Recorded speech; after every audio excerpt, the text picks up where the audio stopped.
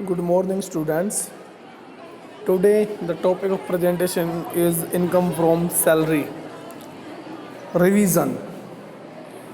Student, जैसा कि हम पहले इनकम फ्रॉम सैलरी चैप्टर कर चुके हैं, आज क्विक रिवीजन के लिए मैंने ये लेक्चर बनाया है।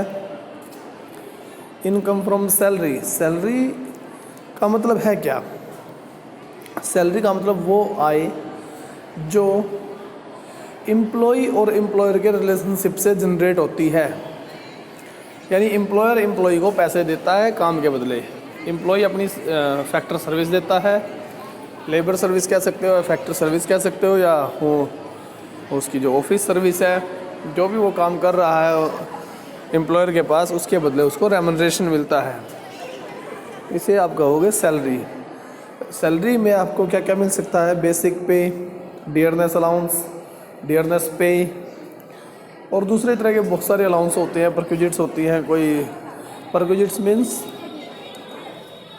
Any monetary any facility provided free of cost और less cost of the facility.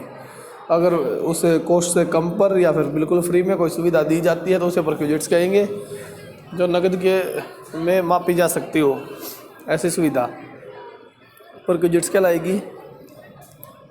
और इसका जो फॉर्मेट है हमारे पास,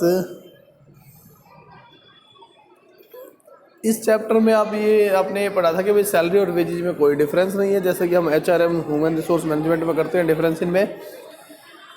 लेकिन यहाँ पर लेबर में और एक ऑफिसर में कोई फ़र्क नहीं है, दोनों की सैलरी हेड के अंदर ही इनकम आएगी। अगर वो टैक्सेबल बनती है तो उसकी वैल्यूएशन बराबर होगी इनकम फ्रॉम सैलरी में।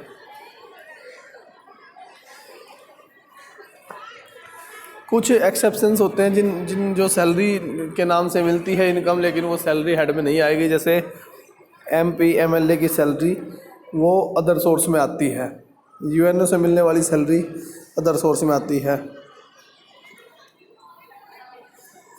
अगर कोई एम्प्लॉयर को सरेंडर कर देता अपनी सैलरी और to any other person on voluntary basis, then amount of foregoing salary will be his taxable income if this surrender is made according to any provision agreement made between employee and employer, then net salary received by employee is taxable। क्या कह रहा है? अगर employ अपनी salary surrender कर देता है employer को तो भी टैक्सेबल होगी उसके लिए। लेकिन कोई ऐसा प्रोविज़न है जिसमें कुछ एग्जम्पशन मिलती है तो वो एग्जम्पशंस अवेल कर देगा वो।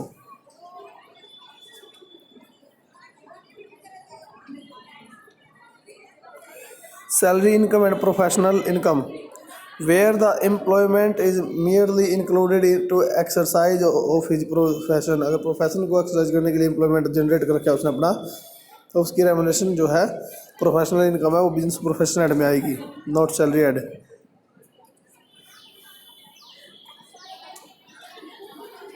अगर कोई एम्प्लॉई TDS के बाद सैलरी रिसीव करता है या फिर contribution to his provident fund के बाद भी रिसीव करता है,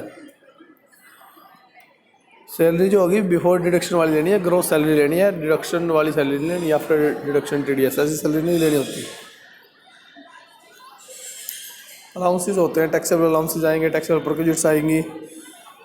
अलाउंसेज में भी 3 तरह के अलाउंस थे, टोटली टैक्सेबल, टोटली एग्जाम्ड और partly taxable, partly examined. Totally taxable में भी आपके कई एग्जाम्पल है, डियरनेस अलाउंस है, मेडिकल अलाउंस है, ओवर टाइम अलाउंस है, प्रॉपर्टी अलाउंस है, सिटी कंपनसेटरी अलाउंस है, रूरल एरिया अलाउंस है, टिफिन अलाउंस है, प्लानिंग अलाउंस है, मैरिज अलाउंस है, सर्वेंट अलाउंस है, फैमिली अलाउंस है, डिपुटेशन अलाउंस है, नॉन प्रैक्टिसिंग अलाउंस है, प्रोजेक्ट अलाउंस है, टेलीफोन अलाउंस है, एजुकेशन अलाउंस है, डिनर अलाउंस है, हेल्थ अलाउंस है, एनुअल अलाउंस है। ये सारे टैक्सेबल होते हैं। पार्टी टैक्सेबल, पार्टली एग्जाम्ड में 4 था आपका, कैलकुलेशन आपने देखी होगी। इंटरटेनमेंट अलाउंस था, ट्रांसपोर्टेशन अलाउंस था, स्पेशल अलाउंस है, कुछ चिल्ड्रन अलाउंस था, 100 रुपये पर चाइल्ड, मैक्सिमम ऑफ 2 चाइल्ड। और परक्विजिट्स में भी ऐसे ही टैक्सेबल और टोटल टैक्सेबल, टोटली एग्जाम्ड, इस तरह परक्विजिट्स थी, वो आपने देख लेनी है। डायरेक्ट आते हैं फॉर्मेट पे। जो आपने भरना है ये बेसिक सैलरी, डीएनएस पे, DNS allowance, pension, bonus, commission, wages, leave salary, compensation, gratuity, computation of pension, taxable allowance of pension, ये सारे जोड़ने के बाद आपकी ग्रोथ सैलरी आएगी। ग्रोथ सैलरी से आप डिडक्शन दोगे। डिडक्शन आपकी होगी सैलरी एडमी तो स्टैंडर्ड डिडक्शन है 50,000 रुपये की, एक एंटरटेनमेंट अलाउंस की डिडक्शन है, एक प्रोफेशनल टैक्स है। ये 3 डिडक्शन होंगी। ये घटाने के बाद आपकी आ जाएगी taxable salary. Thank you students.